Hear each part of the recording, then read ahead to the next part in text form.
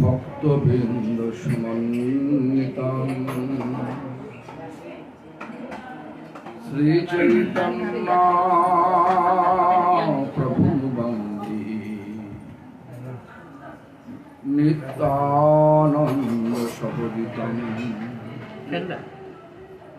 শ্রী নন্দনন্দনং বন্দে রাধিকা চরণবরম গোপীজনা সমাযুক্তম বৃন্দাবনমনোহরম। আরে জীবন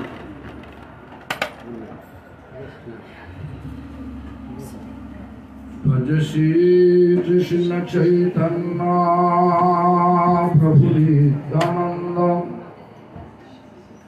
শ্রী অদ্বৈত গদাধর শিবসদি গৌর ভক্তবৃন্দ। হরে কৃষ্ণ কৃষ্ণ কৃষ্ণ হরে হরে, হরে রাম রাম রাম হরে হরে। হরে কৃষ্ণ কৃষ্ণ কৃষ্ণ হরে হরে, হরে রাম রাম রাম হরে হরে। হরে কৃষ্ণ কৃষ্ণ কৃষ্ণ হরে হরে, হরে রাম রাম রাম হরে হরে। সর্বাগ্রে শ্রী ভগবানের অভিন্ন প্রকাশ বিগ্রহ, ভগবত জ্ঞান প্রদাতা, ভগবানের সেবা অধিকার প্রদানকারী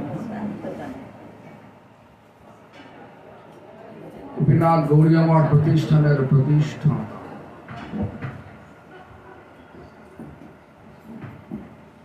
শ্রীল গুরুপাদ পদ্ম নিত্যলীলা প্রবিষ্ট বিষ্ণুপাদ স্তোত্র শত শ্রী শ্রীমৎ ভক্তি প্রমোদ পুরী গোস্বামী ঠাকুর সমগ্র বিশ্বে শ্রী গৌড়ীয় মঠ প্রতিষ্ঠানের মূল প্রতিষ্ঠাতা, আমার পরম গুরুপাদ পদ্ম নিত্যলীলা প্রবিষ্ট শিল প্রভুপাদ ভক্তি সিদ্ধান্ত সরস্বতী গোস্বামী ঠাকুর, পরমেষ্ঠি গুরুপাদ পদ্ম নিত্যলীলা প্রবিষ্ট বিষ্ণুপাদ পরমহংস চূড়ামণি ঠাকুর শিল গৌর কিশোর দাস বাবাজি গোস্বামী, গৌড়ীয় মঠের সপ্তম গোস্বামী, নিত্যলীলা প্রবিষ্ট বিষ্ণুপাদ সচ্চিদানন্দ শ্রী শিল ভক্তিবিনোদ ঠাকুর তথা সম্প্রদায় দ্বারা নিযুক্ত সকল আচার্যবৃন্দ ও শুদ্ধ ভক্তবৃন্দ সকলের শ্রীপাদ পদ্মে জানায় দণ্ডবৎ প্রণাম। সকলে আমার প্রতি প্রসন্ন হলেন। আজ আমরা রেবতী নিত্যানন্দ তথা রিঙ্কু আর নিধু আর অনেক এই গৃহে এসেছি। আজকের দিনটা আমাদের কাছে খুব স্মরণীয় দিন। কেন? আমাদের রূপ গোস্বামী পাদ, যিনি আমাদের ধারায় মূল আচার্য রূপানুগ, আমাদের রূপানুগ ধারা,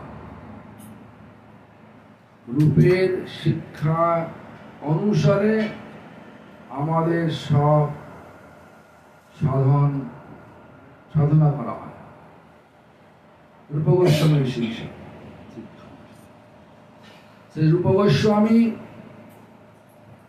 এবং গৌরীদাস পণ্ডিত, যিনি কৃষ্ণলীলায় ছিলেন সুবল শাখা, এই দুজনের হচ্ছে তিরোভাব তিথি। সুবল শাখা ভগবান কৃষ্ণের অত্যন্ত প্রিয় শাখা ছিল। যখন যাবটে ইনি যেতেন, যাবট মানে হচ্ছেন রাধারানীর শ্বশুর বাড়ি, জন্ম হয়েছিল রাভেলের, বিবাহ হয়েছিল জাবটে। জায়গাটার নাম জাবট হলো কেন? জাব মানে আলতা। আলতা পড়েন নাকি? কেউ পড়ে? আলতা পড়েন না? কেউ পড়ে? হ্যাঁ, এখন এখন পড়ে না, মা পড়তো, কাকিমা পড়তো, কিছু এখন তো দেখি না, কত খালি থাকে। যা হোক, তো সেই আমার সেই আলতা, জাপ মানে আলতা, বট মানে একটা বটবৃক্ষের নিচে ভগবান কৃষ্ণ রাধা ভাবে ভাবিত হয়ে রাধারানীর চরণে আলতা পরিয়ে দিয়েছেন, সেই জন্য জায়গাটার নাম জাবট। রাধারানী কিশোরী কুণ্ডে স্নান করতে আসতেন, তারপরে সিঙ্গার মন্দিরে, এখানে সিঙ্গার হতো, সে বটবৃক্ষের সিঙ্গার মন্দির ছিল, সেই সিঙ্গার মন্দিরে সিঙ্গার করতেন কৃষ্ণ। কিন্তু কৃষ্ণের বিবাহিত স্ত্রী নয়, বাহ্য দৃষ্টি দেখলে এই লীলা কৃষ্ণের বিবাহিত স্ত্রী নয়, কিন্তু কৃষ্ণের নিত্য পত্নী। এখন এবার কিরকম ধরনের হলো, এটা যদি বলা যায়, দেখা যায়, তাহলে দেখা যাবে সত্য যুগে ব্রাহ্মণ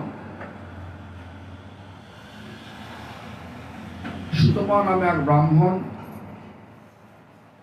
তিনি ভগবানের বক্ষ বিলাসিনীকে পত্নী রূপে লাভ করার জন্য তপস্যা করেছিল।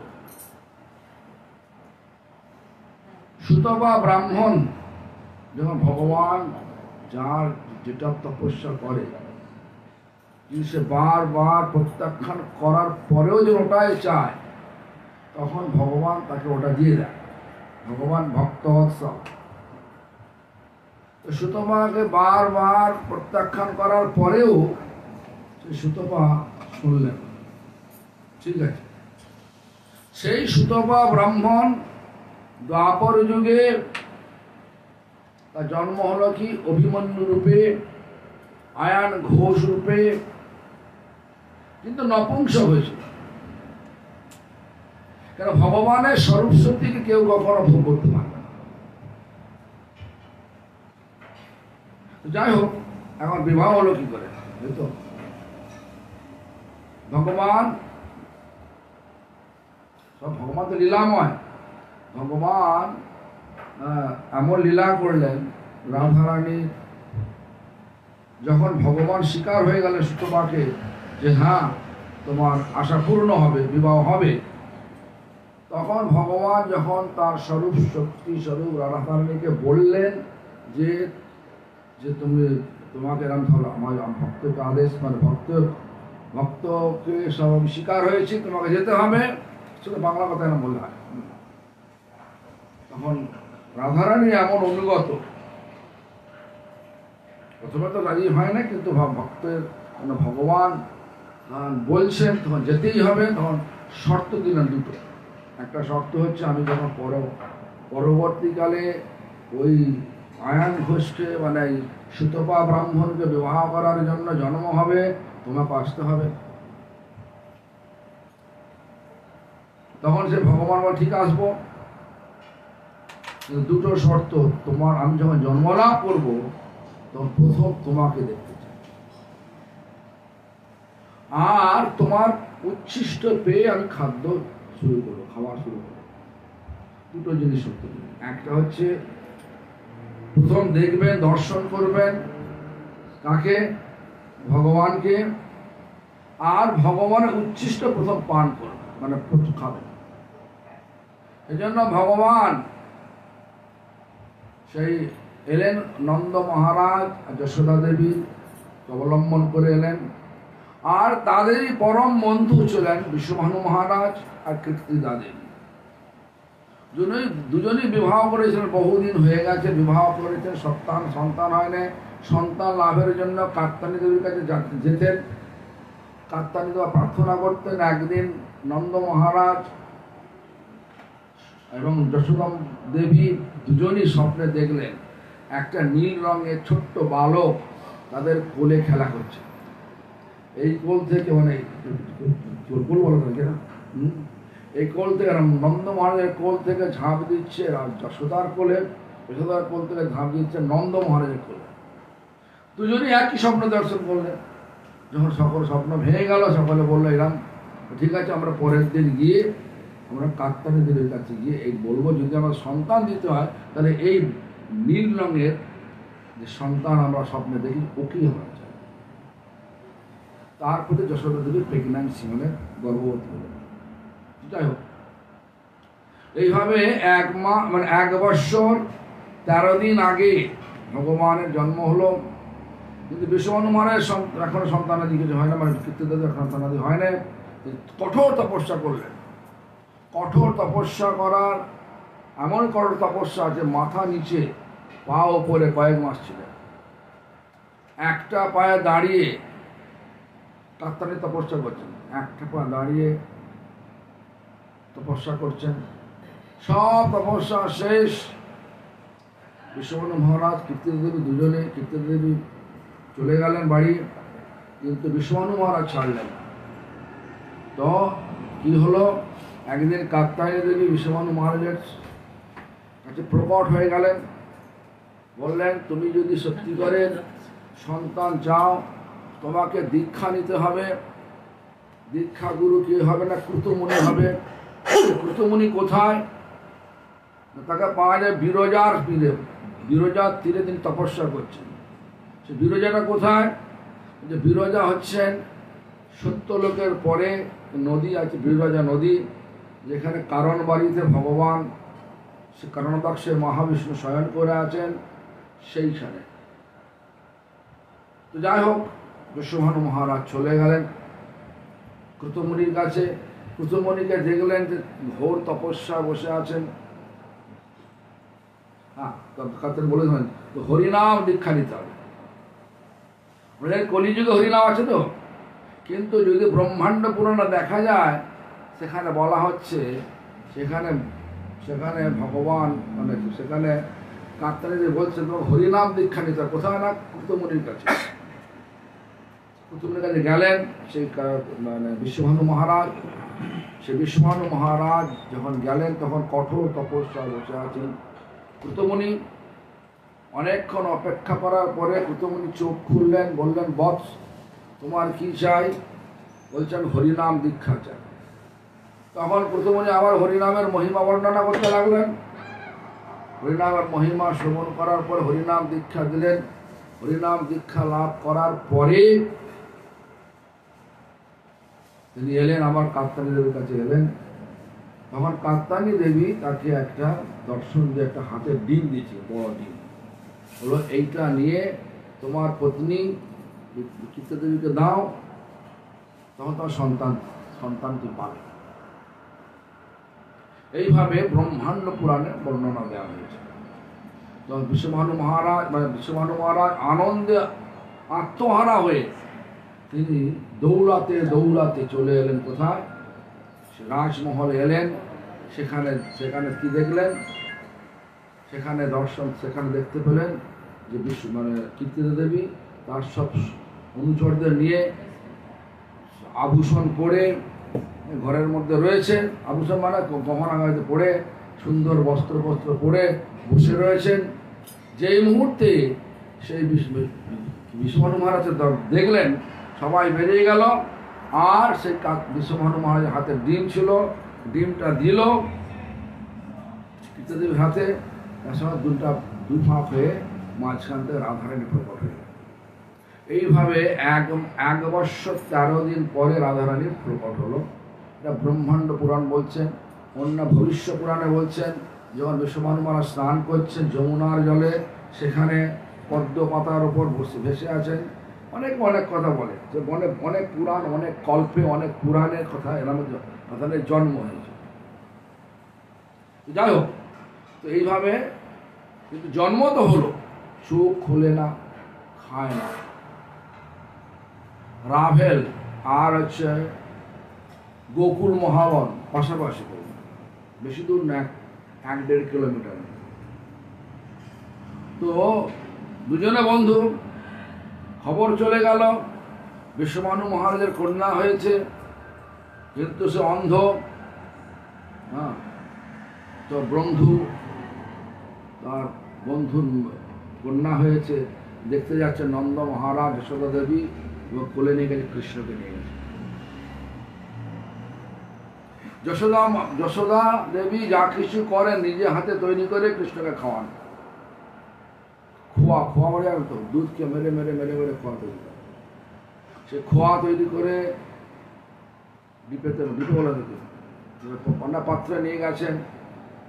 তো যাই হোক, সবাই প্রথমে ঢুকেই তো বিশ্বমানু মহারাজ কীর্তিদেবী দুজনেই মানে খুবই দুঃখের সহিত বলছে, ভগবান আমাদেরকে অনেকদিন পরে একটা সন্তান দিল, কিন্তু কী করবো, অন্ধ কন্যা, আর 3 দিন হয়ে গেলে কিছু খাচ্ছে না, সেই শর্ত পূরণ করতে হবে। ভগবান কি করে করবেন? যশোদা মা তো মানে দেখছে কৃষ্ণ তো খুবই মানে দামাল ছেলে, মানে দুর্দান্ত বলা যাবে না, অত্যন্ত চঞ্চল ছেলে, দামাল ছেলে, তাকে শক্ত করে কোলে ধরে আছে যাতে বেরিয়ে না যায়। কৃষ্ণ দেখছেন তার গলা, তার মায়ের গলা, যশোদা মায়ের গলায় একটা হার রয়েছে, মুক্তোর হার রয়েছে। মুক্তোর হারটাকে এক টান দিলেন, পড়ে গেল সব। তো হাড়ের মুক্ত খুঁজতে সব ব্যস্ত হয়ে গেল, কৃষ্ণকে ছেড়ে দিলেন। সেইভাবে কৃষ্ণ চলে গেলেন রাধারানীর কাছে, গিয়ে বুকে হাত দিলেন। কোনো পুরাণে বলতে বুকে হাত দেন, কেউ কোনো পুরাণে বলতে চুম্বন করেছেন। যাই হোক, করা ভগবানের স্পর্শে রাধারানীর চোখ খুলে গেল। এরা মুক্ত খুঁজে পাওয়ার পরে এখন যশোদা মা তো চিন্তিত হয়ে, কৃষ্ণ কোথায় গেল? তো কৃষ্ণকে দেখার জন্য খুঁজতে দেখা কৃষ্ণ চলে গেছে রাধার কাছে। এতক্ষণ শুনছিল অন্ধ কন্যা, চোখ মিলে তাকায় না, গিয়ে দেখছে বড় বড় চোখ, পদ্মের পাড়ির মতো চোখ। তখন সবাইকে ডাক্তার, এই তোমরা যে বললে অন্ধ, চোখ খোলে না, এখন তো চোখ তো বড় বড় চোখ চেয়ে আছে। তো সবাই আনন্দিত, সবাই দৌড়ে এলো। একটা শর্ত পূরণ করে ফেলেন ভগবান, হ্যাঁ, তার বক্ষ বিলাসনের একটা শর্ত। আর দ্বিতীয় শর্ত পূরণ করার জন্য এখন অভিনয় করছে, মা প্রচুর খিদে পেয়েছে, মানে মাকে খিদে পাওয়ার জন্য সে মা খাবার দিয়েছে, সে খোয়া খাবার দিয়েছে, খাচ্ছে। এবার সকলে কৃষ্ণকে টিজিং, মানে হচ্ছে কি বলে টিজিং, মানে মজা করার জন্য, হ্যাঁ, মজা করার জন্য, কৃষ্ণ মজা করার জন্য, এই তোর এই বোন হয় রে, তো সকাল কিছু খায় নে, দে না, ক্ষুধার্ত, ওটা না দেবো না। সবাই যখন বারবার টিজিং করছে, তখন এক বড় খোয়ার টুকরো মুখে নিয়ে জিভে দিয়ে বলছে, এটা দাও। সেটা যখন দিলেন, কীর্তিদেবী যখন হাতে করে নিয়ে দিলেন, সঙ্গে সঙ্গে রাধারানী খেতে আরম্ভ করলেন, বলছে খাও। দুটো শর্ত পূরণ হয়ে গেল। এইভাবে রাধা কৃষ্ণের জন্ম হয়েছে। এবারে বিবাহ হল কি করে? আইন হচ্ছে বিবাহ হল কি করে? নারদ মুনি এখানে এসে গেলেন। এবারে সেখানে বিশ্বমানু মহারাজকে বললেন, আগামী কালের মধ্যে তোমার যদি মেয়ের বিবাহ না হয়, তোমার আজীবন কুমারী থাকবে। বিবাহ যাকে দেখবে, কালকে সকালে যাকে দেখতে পাবে তার সঙ্গে বিবাহ দিয়ে পাবে। দেখতে পেয়েছিল আয়ন ঘোষকে দেখতে পেয়েছিল। এই ভগবানের সব যোগাযোগ। এইভাবে ভগবান ইচ্ছা পূরণ করেছিলেন। সেই জাবটে আয়ন ঘোষের বাড়ি ছিল। আয়ন ঘোষ জটিলা, কুটিলা, হ্যাঁ, দুর্মুখ হচ্ছে ভাই, জটিলা হচ্ছে ওর মা, শাশুড়ি মা রাধারানীর, কুটিলা হচ্ছে ননদী। যে সবাই তার রাধারানীর বিরুদ্ধ। যাই হোক, এই বিরুদ্ধ পরিবেশে, একটা গরিব পরিবেশে রাধারানীর সে রাজমহল থেকে চলে গরিব পরিবেশে, যাই হোক সেইখানে জাবট, সেই জাবটে রাধারানীর সে মেলবার জন্য ভগবান কৃষ্ণ করে আসেন। একদিন এলেন, সুবল সখাকে নিয়ে এলেন, সুবল সখাকে নিয়ে এসে মানে এতই বিরহে, রাধার বিরহে বিরহান্বিত হয়ে গেলেন, মানে এতই বিরহেতে কাতর হয়ে পড়লেন যে সুবলকে বলছে, সুবল, রাধা বিনা আমার শরীরে প্রাণ থাকবে না। দুপুরবেলা রাধারানী চলে এসছেন। রাধারানী যে রাধা কুণ্ডে লীলা করে চলে এসছেন। এখন শাশুড়ি মা ছাড়বে না, জটিলা ছাড়বে না, যে এখন রাধাকে পাবো কোথাও, আসতে পারবে না। শাশুড়ি মার একদম মানে দৃষ্টিতে রয়েছে, আনা যাবে না। সুবল, তুমি চেষ্টা করো, রাধাকে যে কোনো প্রকারে চাই আমার। ভগবান যখন কিছু বলেন তখন সব কিছু বুদ্ধি দিয়েই বলেন। আপনাদের অপেক্ষা হয়েছে 12টা পর্যন্ত, 12টা 1টা পর্যন্ত অপেক্ষা। রাত 12টা 1টা না না, এখন বললেন না কালকে 12টার সময় আসবো। এই যে আমি অ্যাপয়েন্টমেন্ট ছিল দূর জায়গায়, আমার ডাক্তার অ্যাপয়েন্টমেন্ট ছিল, এটা ছিল। আচ্ছা, এর জন্য দেরি হয়ে গেছে। আর এরপরে এই যে গাড়ি সমস্যা। যাও। তারপরে কি হলো, সুবল সকাল যাচ্ছে যাচ্ছে যাচ্ছে, দেখলেন যাবটে রাধারায়ের শ্বশুর বাড়ির প্রথম দরজার সামনে বসে আছেন, কঠোর রৌদ্রেতে সামনে দরজার সামনে বসে আছেন কেনা জটিলা শাশুড়ি। আর জটিলার সঙ্গে সুবল সকাল আত্মীয়তার সম্বন্ধ ছিল। জিজ্ঞাসা করলেন, কি ব্যাপার সুবল, তুমি এখানে? সুবলের মাথায় বুদ্ধি এসে গেল কি, আমার একটা বাছুর হারিয়ে গেছে, খুঁজছি। বলো ঠিক আছে ঠিক আছে ঠিক আছে, তুমি এক কাজ করো, রাধা ওখানে প্রখর রোদ্দুরে এসছো, রাধা ওর ঘরে রয়েছে, ওখান থেকে তুমি জল পেয়ে নাও। জল দিয়ে দিল, মানে জল দিতে মানে জল পেতে জল নেওয়ার নাম করে ঢুকলো, মিলন হয়ে গেল, সংবাদ আদান প্রদান হয়ে গেল। মানে কৃষ্ণ রয়েছে, যাবো কি করে, যাবো কি করে? ওখানে জটিলা রয়েছে, ওখানে কুটিলা রয়েছে, দুর্মুখ রয়েছে, যাবো কি করে? তোমরা কাজ করা যাক, তোমার বস্ত্র আমি পরি, আমার বস্ত্র তুমি পরো। দেখবেন একটা আছে না, রাধারানী গোপবেশ ধারণ করেছিলেন, এই একটা লীলা আছে। হ্যাঁ, তো সেই তখন কি হলো, সুবল সকালকে দেখতে রাধারানীর মতোই দেখতে, দুটোই তো হলো, দেশ পাল্টানো হয়ে গেল, কিন্তু যে স্তন থাকবে কি করে?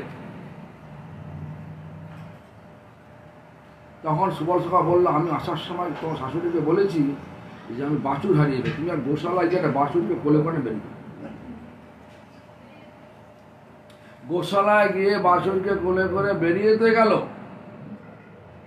অনেক পরে পৌঁছালো ভগবান কৃষ্ণের কাছে।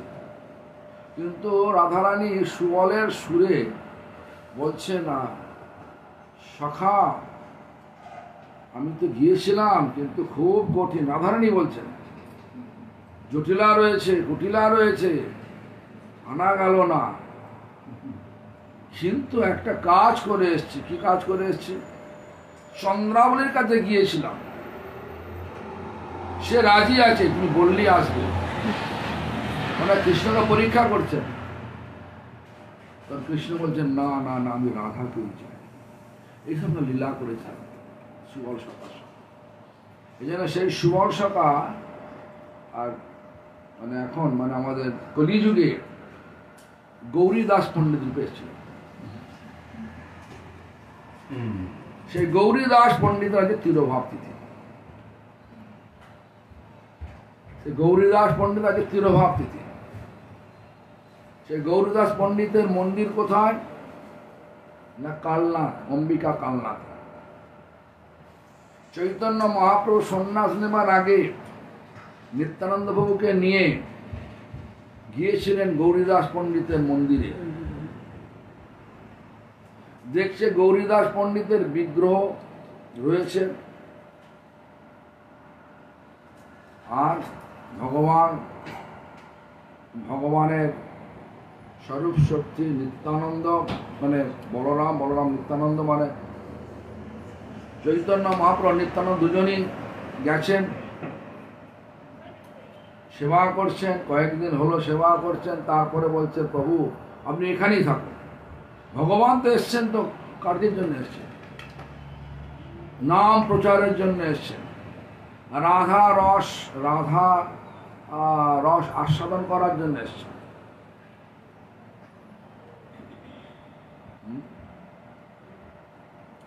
তো এখন তো থাকলে হবে না, বারবার বোঝানোর সত্ত্বেও যখন বলছেন না, ভগবানকে পেচ্ছে ছাড়ে, তাহলে তুমি এক কাজ করো, তুমি আমাকে বিগ্রহ পেতে চাও, আমি বিগ্রহের পেছনে থাকবো না, তুমি আমাকে পালন করো। ওই জন্য তো আমি চাই তোমাকে চাই, তখন তো বিগ্রহ নেই। আবার আমার আমার বিগ্রহ চলে গেছে, এইভাবে যখন বিগ্রহ এনাকে চাই তখন বিগ্রহ নেই, বিগ্রহকে চাইছে এনারা নেই। অ্যাকচুয়ালি ভগবান বোঝাতে চাইছেন আমি আর আমার বিগ্রহের মধ্যে আলাদা কিছু না। দেখবেন ছোট হরিদাস বা ছোট বিপ্র যখন বড় বিপ্র যখন তাকে প্রতিশ্রুতি দিয়েছিলেন বৃন্দাবনেতে গোপাল মন্দিরে যে আমার মেয়ের সঙ্গে তোমার বিবাহ দেবো, বাড়িতে যখন ফিরে এলেন দক্ষিণ ভারতের বিদ্যানগরে যখন তার বাড়িতে ফিরে এলেন, বড় বিপ্র ছিল ধনাঢ্য ব্যক্তি ছিলেন, ছোট বিপ্র গরিব লোক ছিলেন।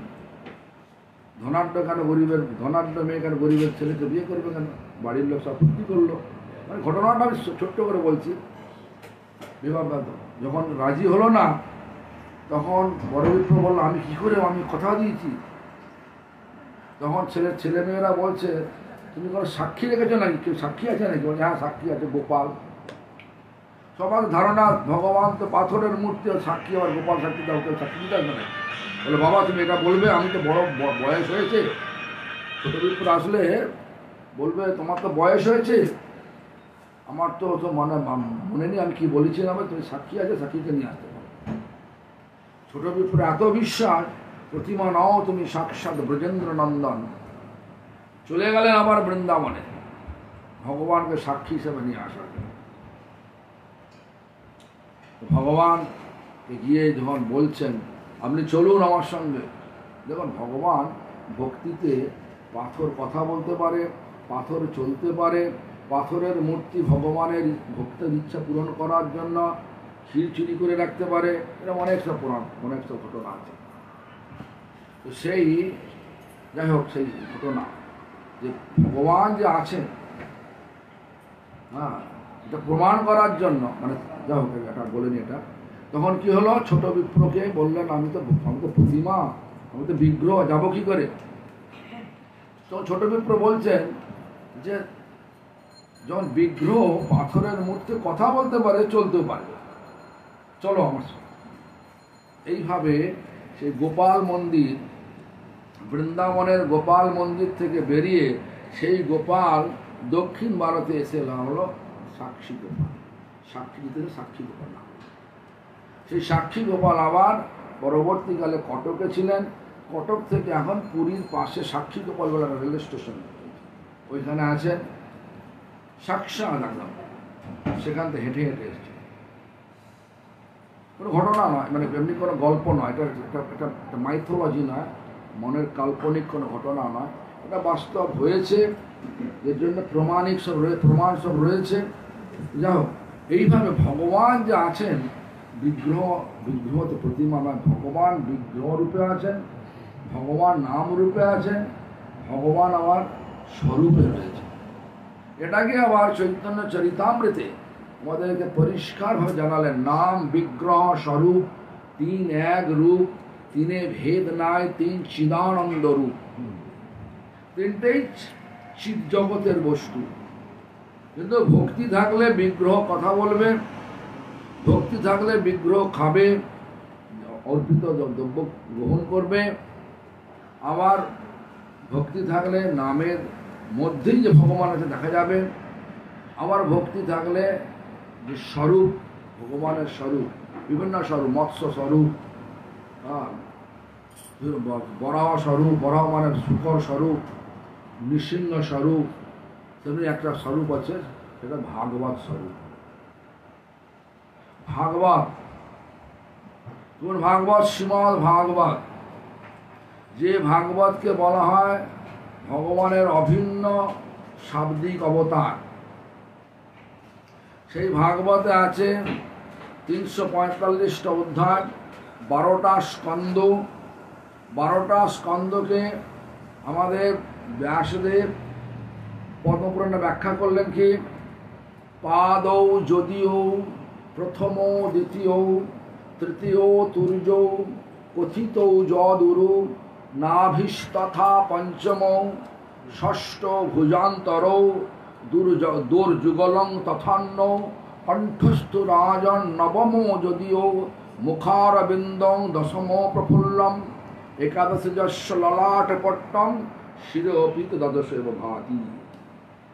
মানে বললেন যে ভগবান দ্বাদশ স্কন্ধের প্রথম ও দ্বিতীয় স্কন্ধ হচ্ছে ভগবানের চরণোদ্বয়, ভগবানের উরুদ্বয় মানে দুটো থাই হচ্ছেন তৃতীয় চতুর্থ স্কন্ধ, পঞ্চম স্কন্ধ হচ্ছে নাভি, ষষ্ঠ স্কন্ধ হচ্ছে দুই বাহুর মধ্যস্থ, ষষ্ঠ ভুজান্তর, দুই বাহুর মধ্যস্থ, কিন্তু বক্ষস্থল আছে, সেই জন্য বললেন ষষ্ঠ স্কন্ধটা ভগবানের বক্ষস্থল, আর সপ্তম অষ্টম স্কন্ধ হল ভগবানের বাহুদ্বয়, নবম স্কন্ধ হলো ভগবানের কণ্ঠ, দশম স্কন্ধ হলো ভগবানের মুখারবিন্দ।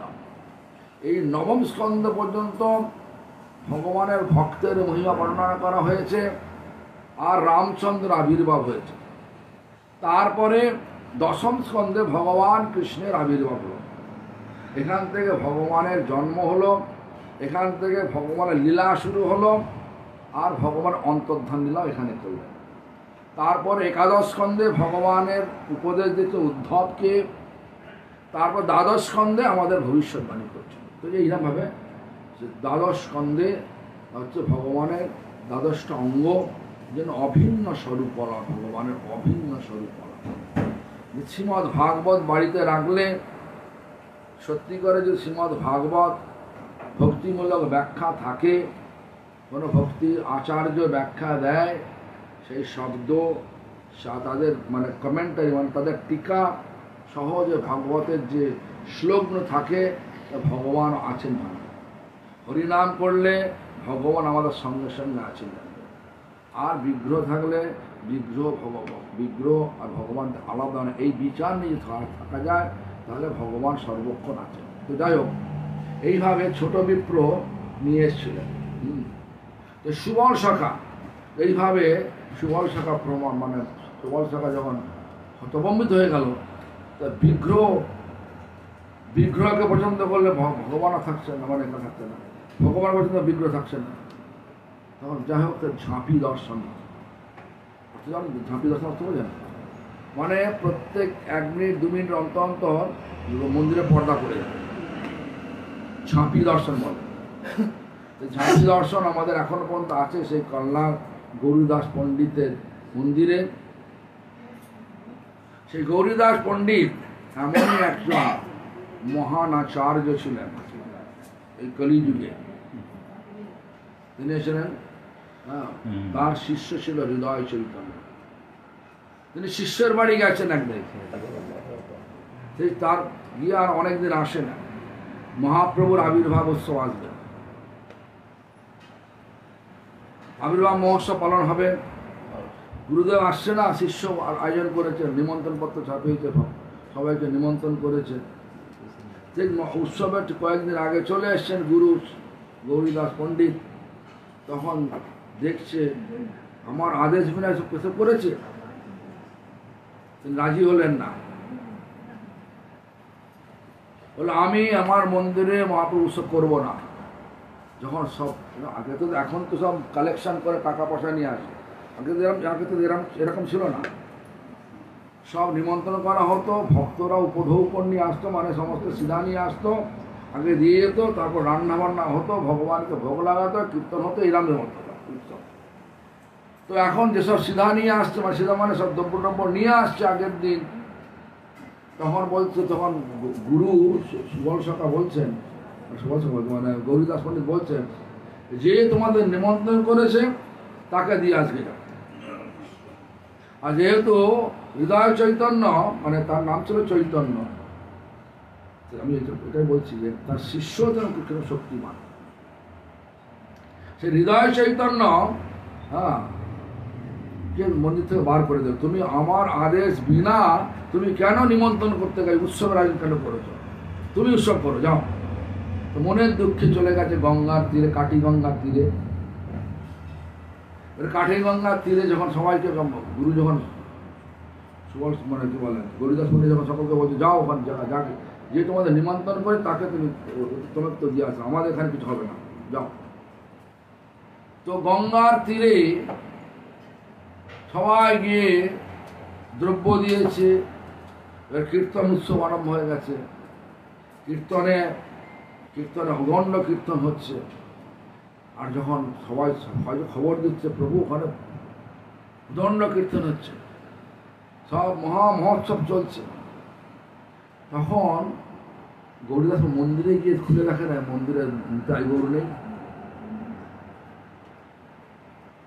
তখন গৌরীদাস পণ্ডিত একটা ছড়ি নিয়ে মন্দিরে চলে গেছো, কোথায় গেছে দেখতে হবে। তখন দেখতে পাচ্ছে গঙ্গার তীরে হৃদয় চৈতন্য সহ নিতাই গৌর নাচছেন ওখানে। আর শিবসভা মানে সুভাষক মানে যখন একে দেখলেন, গৌরীদাস পণ্ডিত দেখলেন নিতাই গৌর, তখন দুজনই ঢুকে পড়লেন হৃদয় চৈতন্য হৃদয় ঢুকে পড়লেন, মানে তার শিষ্য চৈতন্য দাসের হৃদয় ঢুকে পড়লেন। তখন গুরু সন্তুষ্ট হয়ে বলল যে তোর হৃদয়ে চৈতন্য, আজ থেকে তোর নাম হলো হৃদয় চৈতন্য। এরকম ধরনের অনেক লীলা করেছে।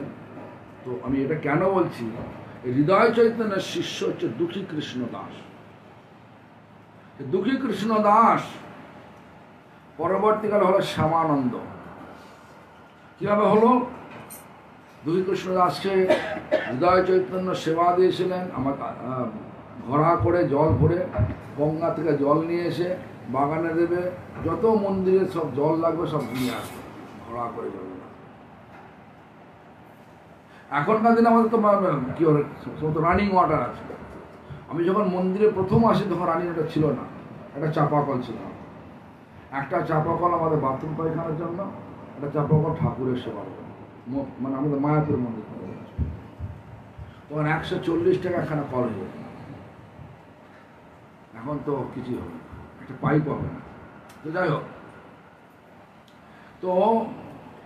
তো এইভাবে জল আনতে আনতে মাথায় ঘা হয়ে গেছে। আমরা কি বলবো? ঘা হইতে পারবো না, জল আনতে পারবো না বলবো? গুরুকে বলবো আমার মাথায় ঘা হয়ে গেছে, জল আনতে পারবো না, কিন্তু উনি বলেননি। উনি দিব্যি পাশ ওনার কাজ সেবা চালিয়ে যাচ্ছে। ঘা এমন হয়ে গেছে পচে গেছে, গন্ধ বেরোচ্ছে। তখন গুরুদেব গন্ধ যখন পেলেন, দেখে মাথায় ঘা হয়েছে, বললেন তোমার এই ভাব, এ তো মানে ব্রজের গোপীদের ভাব। ব্রজের গোপীরা কোনো বাধা, কোনো অজুহাত দেখিয়ে ভগবানের সেবাকে বন্ধ করতে চায় না। তো তোমার সেইরকম ভাব, তুমি এক কাজ করো, যা ব্রজে চলে যাও। জীবগোস্বামীপাদ এসছে, ওখানে জীবগোস্বামীপাদ আছে। জীবগোস্বামীপাদ ওটা রূপের ভাই অনুপমের ছেলে, বল্লভের ছেলে হচ্ছে মানে রূপ গোস্বামী, সনাতন হচ্ছে ভাইপো জীব গোস্বামী। তখন ওখানে আছেন বৃন্দাবনে, সে জীব গোস্বামীপাদ গিয়ে কেউ শিক্ষা। প্রথমে যাওয়ার সঙ্গে সে কি দিলেন, ঝাড়ু দিলেন। বৃন্দাবন তো ঝাড়ু দাও। এখন যদি আমাদেরকে কাউকে দেয় একটা ঝাড়ু দিয়ে, কোনো আচার্য বলে তুমি বৃন্দাবন ঝাড়ু দাও, দেবেন? আদর মশাই বলবেন কিনা? আমি কানাডায় থাকি, আমি মাস্টার ডিগ্রি আছে অমুক জায়গায় নাকি, অনেক কি বলবে, মাস্টার বলবে না ঝাড়ু হবে না নাকি? কিন্তু ভক্তের ভাব কিরম হওয়া উচিত দেখালেন দুই কৃষ্ণ দাস। ঝাড়ু দিচ্ছেন, মানে যে গুরুদেব যে সেবাটা দেবেন সেটা যেটা আদরের সহিত করলে ভগবান গ্রহণ করে। এই নয় যে ভালো বক্তৃতা দিল সে একটু ভালো ভক্ত হয়ে গেল, এটা নয়। গুরুর আদেশটা যে যেরকম ভাবে শ্রদ্ধার সহিত নিষ্ঠার সহিত পালন করে সে ততটাই ভগবানের প্রিয় হয়। যেমন আমার গুরুদেবকে প্রভুপাদ দীক্ষা দেওয়ার পর একটা পেন দিয়েছে, এটাই তোমার সেবা। সারা জীবন গুরুদেব, আমার গুরুদেব ভক্তিপ্রমোদ হরি গোস্বামী ঠাকুর, তিনি সারা জীবন শুধু লিখেছেন, এডিটিং করেছেন, কখনো কোথাও যাননি, এক জায়গায় ছিলেন। আমাদের ইস্কনে ভক্তি বেদান্ত স্বামী মহারাজ বলে তুমি যাও, তুমি ইংরেজি জানো, তুমি তো পড়েছো, তুমি পড়েছো ইংলিশ মিডিয়ামে পড়েছো, স্কটিশ কলেজে পাস করেছো, কেমিক্যাল ইঞ্জিনিয়ার হয়েছো, তুমি এক কাজ করো, তুমি ইংলিশ স্পিকিং এরিয়াতে তুমি প্রচার করো। তিনি গৃহস্থ ছিলেন। 1933 সালে উনি দীক্ষা নিলেন আর প্রচারের উদ্দেশ্যে বলেন 1965 সালে, মানে 32 বছর পরে গুরুর আদেশ পালন করার জন্য তিনি বেরিয়ে পড়লেন, যখন তার বয়স 69 ইয়ার, 69 বছর বয়স। গুরুর আদেশ যতটা নিষ্ঠার সহিত করা যায়, অবশ্য সদ্গুরু হতে হবে, ততটাই ভগবানের প্রিয় হওয়া যায়। যাই হোক, আমার গুরুদেবকে দেখেছি কখনো মানে শুধু লিখেই গেছেন, সারাক্ষণ তিনি লিখতেন, যাকে যেটা আদেশ দিয়েছেন প্রভুপাদ কৃষ্ণ সরস্বতী ঠাকুর, সে সবটাই সেটা করেছে। জীব গোস্বামীপাদ সে দুঃখী কৃষ্ণদাস আদেশ দিলেন ঝাড়ু দাও, ঝাড়ু দিতে দিতে কি পেয়ে গেলেন? রাধারানীর পায়ের নুপুর পেয়ে গেলেন। ইন্দ্র নীলমণি মানে অত্যন্ত দামি একটা নুপুর, একটা মাত্র নুপুর, নুপুর তো দুটো হবে, দুটো মাত্র, দুটো দোকান, একটা মাত্র নুপুর পেল, নুপুরটা ভালো করে যত্ন সহকারে রেখে দিলেন। তারপর ললিতা দেবী এলেন প্রথমে, বুড়ি বেশ, বড় একটা বুড়ি বৃদ্ধা বেশ, বলে বাবা তুমি এখানে দেখেছো? হ্যাঁ পেয়েছি তো। অমুক বাড়ির মেয়ের একটা নুপুরটা তুমি দিয়ে দাও। তো ইনি বলছেন যে বাড়িটা যে ওনার যে নুপুর আর একটা তো হবে, ওটা নিয়ে আসুন, তাহলে তো দিয়ে দেবো, ওটা প্রমাণ পেয়ে যাবো যে এটা ওটা ওনারই। আমি একটা পেয়েছি, নিয়ে আসুন একটা। তখন এলেন রাধারানী, প্রকট হয়ে গিয়ে তিনি রাধারানী তার সে নুপুরের চিহ্ন তার কপাল দিলেন। আমরা দুঃখী কৃষ্ণদাস এবার শ্যামানন্দ দাস, আর সেই শ্যামানন্দ দাসকে রাধারানীর হৃদয় থেকে রাধা শ্যামসুন্দর মূর্তি দিয়ে দিলেন। সেই মূর্তি এখনো মধ্যে শ্যামসুন্দর মন্দিরে রয়েছে। এই ধরনের অনেক ঘটনা রয়েছে। সেই সুবর্ষকার সঙ্গে জোড়া মানে সব জোড়া রয়েছে। যাই হোক, এই তো গেল। আর উপগোস্বামী পাদ,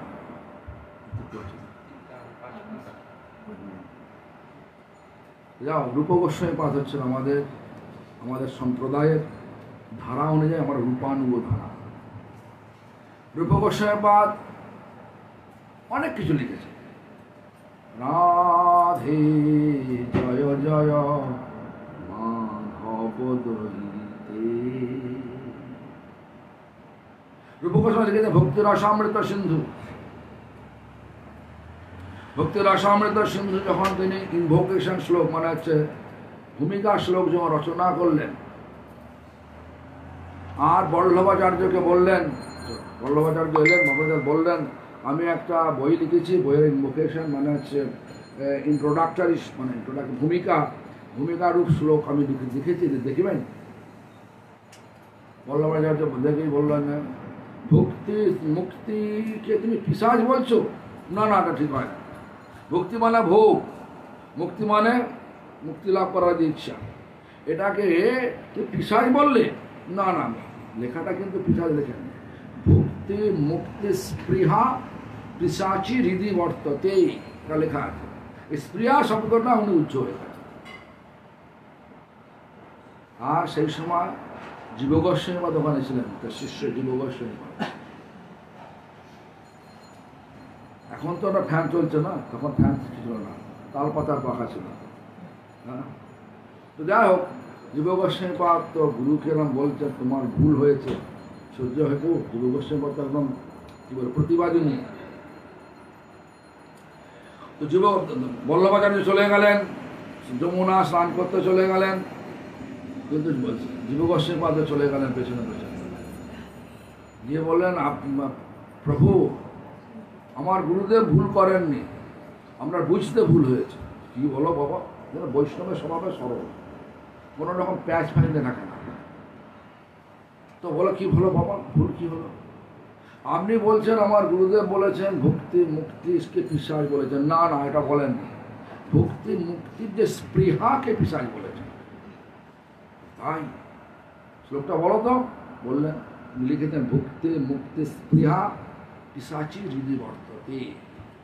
হ্যাঁ সত্যি তো, কারণ আমারই ভুল হয়েছে।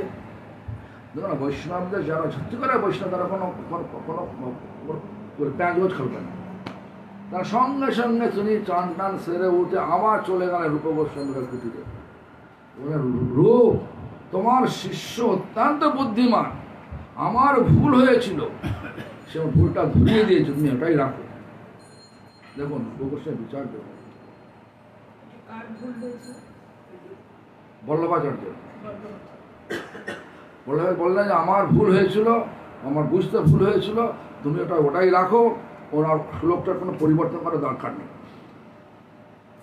বলে উনি চলে গেলেন বাড়িতে, মানে ওনার ভজন করে চলে গেলেন। এখানে যখন জীবগোস্বামী ফিরে এলেন, বৈষ্ণবদের এরকম হওয়া উচিত না, প্রতিবাদী মুখ হওয়া উচিত না। তুমি কেন করলে, জ্যেষ্ঠের পেছনে কেন, জ্যেষ্ঠের ভুল ধরতে গেলে? এই বিচার নিয়ে জীবগোস্বামীকে তিনি ত্যাগ করলেন। তোমার এখানে থাকার অধিকার নেই, তোমার যা বর্তমান পরিস্থিতি, মানসিক পরিস্থিতি, তোমার উচিত এখন গৃহে ফিরে যাও, বৃন্দাবনে থাকার মতো উপযুক্ত নয়। যারা তার্কিক হয় তারা এখন বৃন্দাবনে থাকতে পারে না, শরীরে থাকতে পারে বটে, কিন্তু তারা কখনো বৃন্দাবনে থাকতে পারে না। যেন বৈষ্ণবদের প্রধান গুণ হচ্ছে যথাযোগ্য সম্মান সকলকে দেয়। যে যেরকম ব্যক্তি তাকে সম্মান দিতে হবে। মহাপ্রভু নিজেই বললেন যে তৃণাদপি সুনীচেন তরৌরিব সহিষ্ণুনা অমানীনা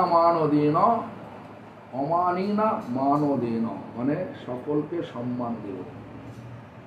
আর লাভ পূজা প্রতিষ্ঠা ছেড়ে দিয়ে, মানে অমানি মানে লাভ পূজা প্রতিষ্ঠার পেছনে না ছুটে সকলকে যথাযথ সম্মান দিবে, দিয়ে হরিনাম করলে তবে বৈষ্ণব। এরকম ধরনের ব্যাখ্যা মহাপ্রভু তৃতীয় শ্লোকে, শিক্ষাষ্টের তৃতীয় শ্লোকে দিয়েছেন। জীবগোস্বামী পাদও বৃন্দাবন ছাড়বেন না, লীলা তো তিনি অনেক লম্বা ঘটনাকে আমি ছোট করে বলছি।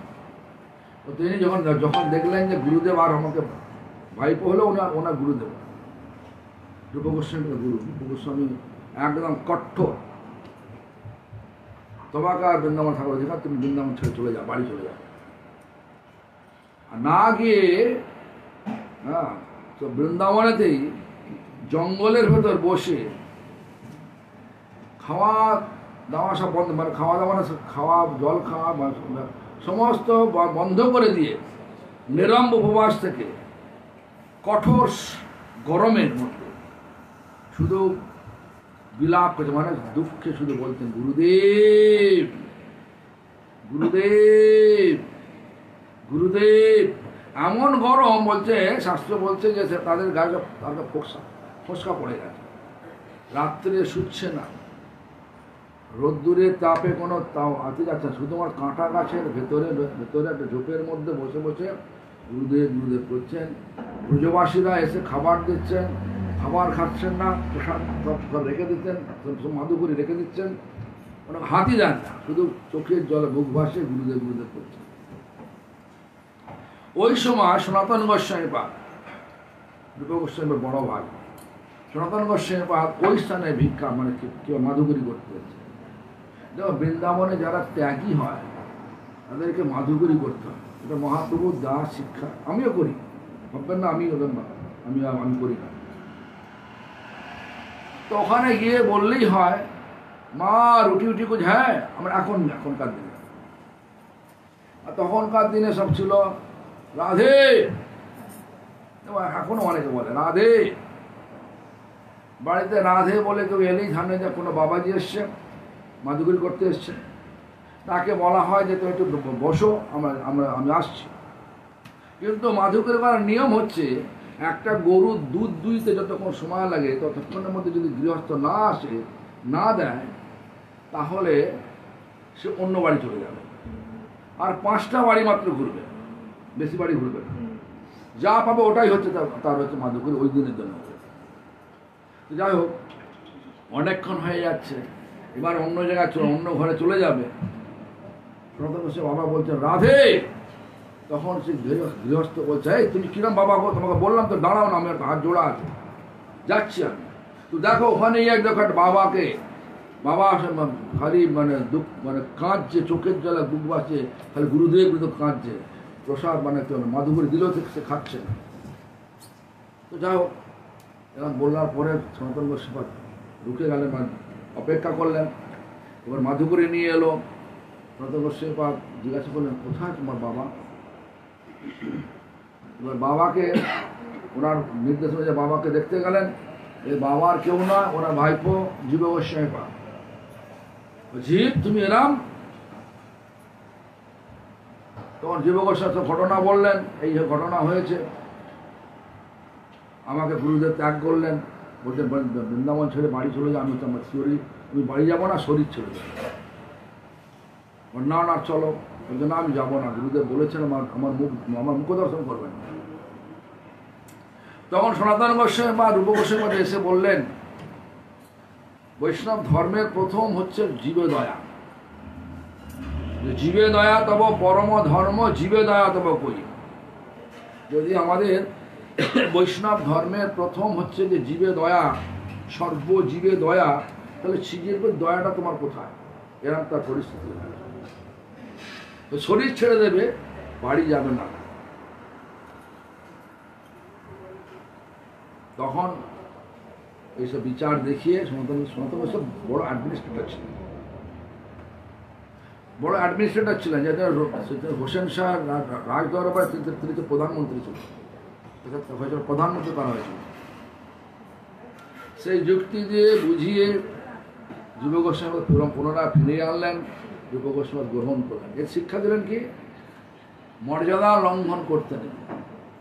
এইভাবে আমাদের বৈষ্ণব ধর্ম অনেক কিছু আছে। এখন তো শিক্ষা তো নেই, আমরা বলি রূপানুগ ধারা, কিন্তু রূপের অনুগত হয়ে আমরা জীবনযাত্রা নির্বাহ করি না, সাধন ভজন করি না। যার জন্য বৈষ্ণব ধর্মে বেশি গণ্ডগোল, বেশি ঝগড়া দেখা যায়। অন্যান্য ধর্মে ঝগড়া দেখা যায় না, কিন্তু বৈষ্ণব ধর্মে বেশি ঝগড়া দেখা যায়। আমি অমুক, তার কে বলে তার মন্ত্র শুদ্ধ নেই, কার বলে অমুক, তার পরম্পরা শুদ্ধ নেই, নানা রকম সব বলে। এটা বলা উচিত নয়। যে যেরকম আছে, যার যেরকম সাধনা, তার সেটা উপলব্ধি হবে। উপলব্ধির প্রধান সোপান হচ্ছে তারপর দৈন্যতা থাকবে, দৈন্যতা, সহিষ্ণুপরায়ণতা, তারপর হচ্ছে মানশূন্যতা, মানে ইংরেজি বললে হবে completely free from material appreciation, recognition, name, fame, distinction, desire. ইংরেজিগুলো এটাই হয়, মানশূন্যতা। আর হচ্ছে কি সকলকে যথাযথ সম্মান দিয়ে যে হরিনাম করা যায়। পরম্পরা কৃপাতে, গুরু গুরু তো একজন ব্যক্তি নয়, গুরু হচ্ছেন সমগ্র পরম্পরা। চরমে গুরু হচ্ছেন কৃষ্ণ। গুরু একটা তত্ত্ব, সে রূপানুগ ধারা, মানে এই ধারা যতজন আছে সবাই আমার গুরু। তাই আমাদের যখন গুরু পূজা হয়, তো গুরু পূজার সমস্ত আচার্যের পূজা করা হয়, শুধু আমাদের পরম্পরার নয়। নিম্বার্ক আচার্য, রামানুজ আচার্য, রুদ্র সম্প্রদায় বিষ্ণু স্বামী আচার্য, সব পরম্পরা পূজা করলে হয়তো ব্যাস পূজা, ব্যাস পূজা বলে, ব্যাসদেবের পূজা করা হয়। বিভিন্ন পঞ্চক গঠন করা হয়, কৃষ্ণ পঞ্চক। কৃষ্ণ পঞ্চকে থাকে কি, মাঝখানে থাকে কৃষ্ণ, তারপরে তার চার বলে এক্সপ্যানশন, তার এক্সপ্যানশন কৃষ্ণ পঞ্চকের, তার যে এক্সপ্যানশন মানে হচ্ছে কায়ব্যূহ, কায় মানে শরীর, বুহ মানে বিস্তার। কৃষ্ণ তার শরীরকে চার ভাগে ভাগ করেছিলেন, সেটা একটা বাসুদেব, শঙ্কর্ষণ, প্রদ্যুম্ন, অনিরুদ্ধ, সেই চার কোণে চারজন, মাঝখানে কৃষ্ণ, কৃষ্ণ পঞ্চক। তারপর বলছে ব্যাস পঞ্চক, মাঝখানে ব্যাসদেব, ব্যাসদেবের চার প্রধান শিষ্য, পৈলমণি, জৈমণি মুনি, বৈশম্পায়ন মুনি, সুমন্ত মুনি, এইভাবে সকলের পূজা করতে, তবে গুরু পূজা।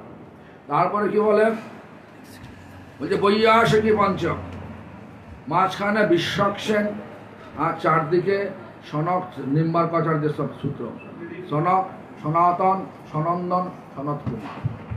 তারপরে বলছেন যে আচার্য পঞ্চক, আমাদের আচার্য ভাগবত সুখদেব, ভাগবত আচার্য, ভাগবত তিনি পাঠ করেছিলেন প্রথমে, যে মাঝখানে সুখদেব গোস্বামী।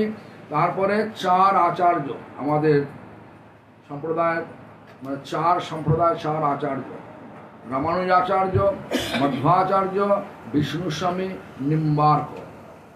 তারপরে গৌর পঞ্চক, মাঝখানে চৈতন্য মহাপ্রভু, আর তার দক্ষিণে নিত্যানন্দ প্রভু, বাঁদিকে গদাধর, অদ্বৈতাচার্য এবং শিবাস পণ্ডিত। তারপরে গুরু পঞ্চক, মাঝখানে দীক্ষা গুরু, পরম গুরু, পরাৎপর গুরু, পরমেষ্ঠী গুরু, হ্যাঁ, আর সম্প্রদায়ের নাম ব্রহ্ম সম্প্রদায়, আমরা ব্রহ্মার পূজা। এইভাবে পূজা করলে আমাদের পরম্পরা অনুযায়ী হয় প্রকৃত গুরু পূজা, ব্যাস পূজা। হ্যাঁ, তো সেজন্য আমাদের ঝগড়া লেগে যায় খুব, না বুঝে আমরা সকলের একে পরস্পরের দোষ দর্শন করে এক বৈষ্ণব ধর্মের প্রেমের ধর্মকে একে ঝগড়া ধর্ম বানিয়ে দিয়েছি। যার জন্য হরিনাম করো, নাম হচ্ছে, ফল হচ্ছে না। হরিনামের ফল কি? হরিনামের ফল হচ্ছে দৈন্যতা, সহিষ্ণুতা, মানশূন্যতা, মান প্রদান, এগুলো সব লক্ষণ দেখা যায়। লক্ষণ তো নেই।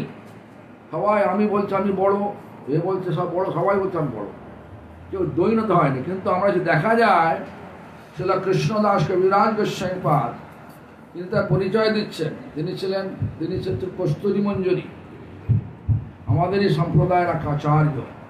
তিনি লিখেছেন চৈতন্য চরিতামৃত লিখলেন, কৃষ্ণ লীলামৃত লিখলেন। তিনি তার পরিচয় দিচ্ছেন কিনা, পুরুষের কীট হইতে মুক্ত লঘিষ্ঠ। পুরুষ মানে বিষ্ঠার কৃমিকীট থেকেও আমি অত্যন্ত নিচু। জগায় মধায় হইতে মুক্ত লঘিষ্ঠ, মানে জগায় মধ্যে মুক্ত পাপিষ্ঠ, জগায় মধায় থেকেও আমি অত্যন্ত পাপী। আর আমরা কি করছি, আমি কোন বংশ থেকে এসছি, কত বড় মহান আমি, এসব প্রচার করছি আমরা ব্যস্ত রয়েছি। বৈষ্ণব ধর্মের এখন একটা মানে প্রেমের, মহাপ্রভু প্রেমের ধর্মটা এমন ঝগড়া ধর্ম হয়ে গেছে। যার জন্য আমাদের বৈষ্ণব ধর্মের যে আসল খুশবু মানে সুগন্ধ, সেই সুগন্ধ আর পাওয়া যাচ্ছে না, এখন দুর্গন্ধই পড়ে গেছে। এই জন্য আমরা রূপানুগ ধারা যে শিক্ষা দিয়েছেন বল্লভাচার্য, রূপকে শিক্ষা দিয়েছেন বল্লভাচার্য, তিনি ওনার ভুল নেই, তাতে ভুল বলছেন, উনি কিছু বললেন না, চুপচাপ হয়ে গেলেন। সেই রূপ গোস্বামী পাদি আবার লিখলেন, কৃষ্ণ নামাষ্টক লিখলেন। প্রথমে শ্লোক দিলেন, নিখিলা সতী মৌলি রত্নমালা দ্রুতি নিরাজিত পাদ পঙ্কজান্ত অয়ি মুক্ত কুলয় রূপাসমানং পরিতস্তং হরিনাম সংশয়ামি। 8খানা শ্লোক রয়েছিল, ব্যাখ্যা করতে অনেক সময় লাগবে, কখন যেতে হবে। আপনি কখন কখন করবেন, কতক্ষণ সময় লাগবে? হ্যাঁ, ঠিক আছে, 2 ঘন্টা বেশি হলে মুশকিল হয়ে যাবে, আমার তো রাগ করবে, অনেকেই বলবো আমরা বাড়িতে বেরিয়ে যাবো। হ্যাঁ, যাও, নাহলে আমি ইন্ডিয়াতে ইন্ডিয়া করে নেব। এই বন্দ্যোপাধ্যায় কি অনেকগুলো কৃষ্ণের নাম দিয়ে যে শ্লোক রচনা করেছিলেন, হ্যাঁ, তারপরে বললেন এক কৃষ্ণের বহু নাম নামানি। যাও, শোনো, এখন এখন সময় হয়ে গেছে, সকলে খিদে পেয়েছে, সকলে আবার রাত্রে কাজে যাবে, চাই না আর নিন্দার করতে। তো নিখিলা শ্রুতি মৌলি রত্নমালা, মানে নাম বলছেন যে নাম সাক্ষাৎ ভগবান। কি বললাম, নাম বিগ্রহ স্বরূপ, 3 এক রূপ, 3 ভেদ নাই, 3 চিদান, এটা বাংলা সব বোঝেন কথা। আর এখানে বলছেন নিখিলা শ্রুতি মৌলি, নিখিল মানে হচ্ছে মানে শ্রুতি মানে হচ্ছে বেদ, বেদান্ত উপনিষদ, এটা নিখিল শাস্ত্র, সর্ব মানে বিশ্বকে চালানোর শাস্ত্র। নিখিলা শ্রুতি মৌলি রত্নমালা, সেই বেদ বেদান্ত উপনিষদ আছে রত্নের মালা রূপ ধারণ করে। হে ভগবান, তোমার পাদ পদ্মে নখরাজির শোভাবর্ধন করছে, ও পাদ পঙ্কজান্ত। আর ওই মুক্তকুলই রূপাসমান, মুক্তকুল মানে যারা মহাজনগণ, মহাজন বলতে কি স্বয়ম্ভু, নারদ, শম্ভু, কুমার, কপিল, বলির, বৈয়াসিক মানে সুখদেব, বয়ম মানে যমরাজ, প্রহ্লাদ, ভীষ্ম, জনক আর মনু, এই 12 জনকে যমরাজ মহাজন বললেন ভাগবতে। ওই মুক্তকুলই যারা মুক্তকুল পুরুষ, রূপাসমান তারা উপাসনা করছে কার? তোমার এই পাদ পদ্ম,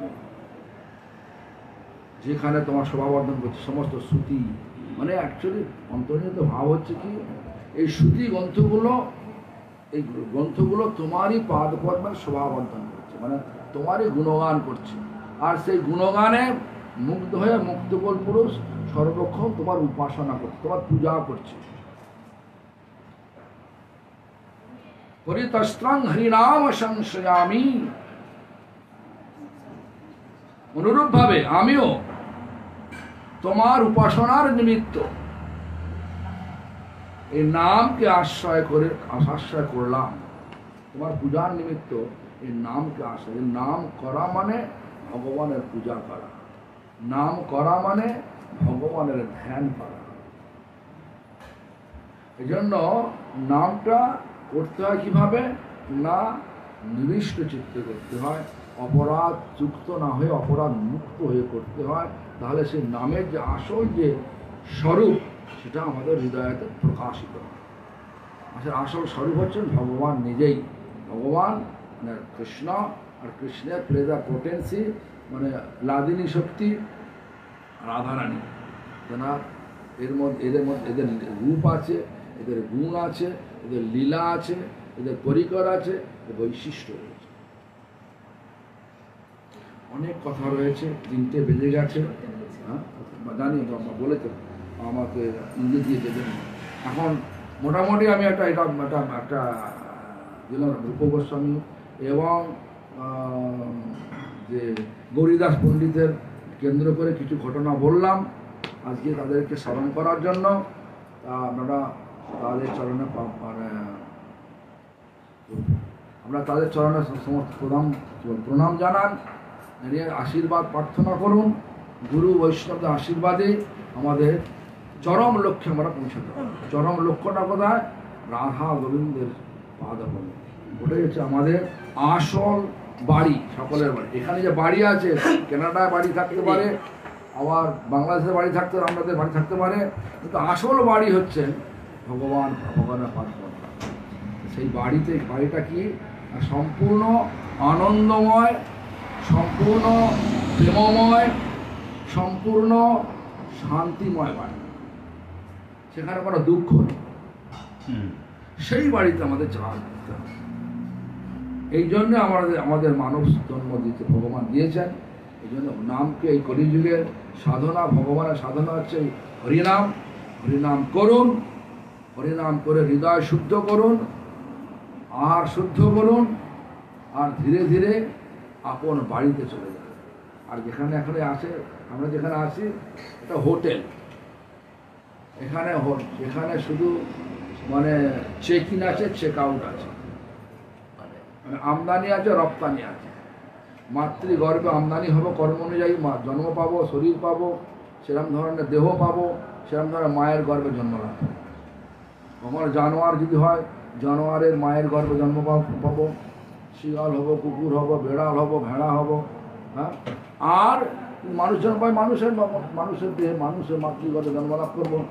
মাতৃগর্ভে আমদানি আর শ্মশানে রপ্তানি, এটা হচ্ছে এই জগতের নিয়ম।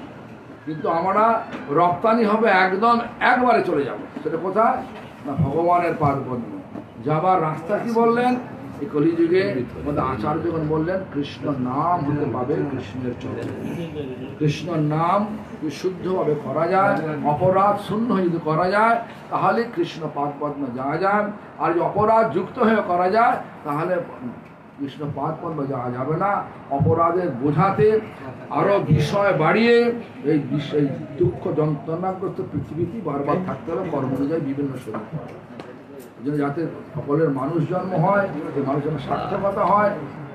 মানব জন্ম সার্থকতা হচ্ছে তখনই যখন আমরা সমস্ত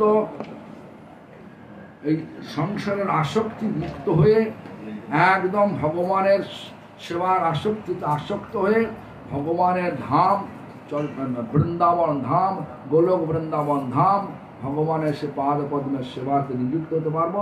তাহলে মানব জীবন সার্থক হবে, সুখময় হবে, শান্তিময় হবে। ওম শান্তি, ওম শান্তি, ওম শান্তি। এখন দীপান আপনি করবেন, হরিনাম করবেন? করুন, আপনি না করলে হবে না তো। এই দীপান